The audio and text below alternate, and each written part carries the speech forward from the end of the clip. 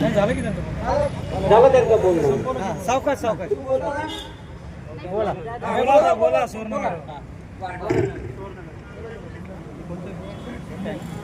नमस्ते.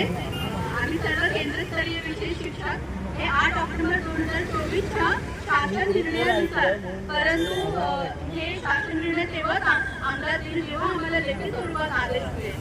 आणि गंमत म्हणजे काय, या सर्वांचा पाठपुरावा करताना तिथे आम्ही दिवस बांधून कंटिन्यूस काही न खाता पिता आम्ही पाठपुरावा करतो.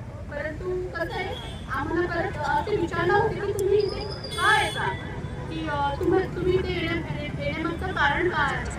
आम्ही नक्कीच येणार नाही, फक्त आम्हाला लेखी स्वरूपात आदेश मिळते मग आम्ही येणारही नाही. आणि अजून ह्या कंडिशन 9 महिने उलटून गेल्यानंतरही अधिकाऱ्यांचं हे अजून कन्फर्म होत नाही की सही कोण करणार आहे. म्हणजे हे प्रश्न आहेत की आम्हाला ते विचारतात. आम्ही सांगू की साहेब, हे जे शासन निर्णयामध्ये स्पष्ट लिहिले आहे की सर्वस्वी अधिकार हे माननीय आयुक्तांना असतील. पण ह्याच्यावर आम्ही का बरं त्यांना उत्तर द्यावं की सर बघा शासन निर्णय असा आहे आणि ह्याच्यामध्ये लेखी स्वरूपात असं निवड लिहिलेली आहे. आम्ही आता काल माननीय आयुक्तांना देखील भेटलो आहोत. तरी आम्ही त्यांना विचारलं की साहेब आजच्या दिवसभरात होईल का, दिवसा असेल, पण आम्हाला काही उत्तर मिळालं नाही.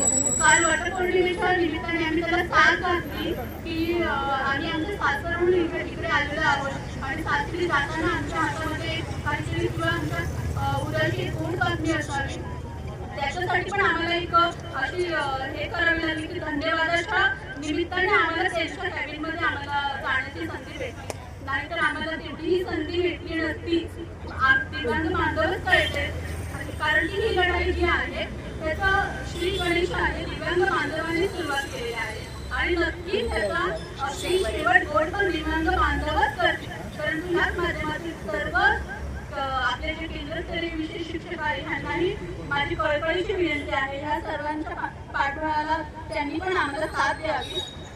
कारण की आमच्यामध्ये असे काही दिव्यांग बांधव आहेत. एक आमचे केंद्रस्तरीय विशेष शिक्षक आहेत जे अंध आहेत, परंतु डॉक्टरांनी त्यांना बायपास सर्जरी सांगितलेली आहे आणि ते एवढ्या कंडिशन मधून सुद्धा इथे आपल्यामध्ये बसलेले आहेत. साताऱ्याचे महेश पवार सर आहेत.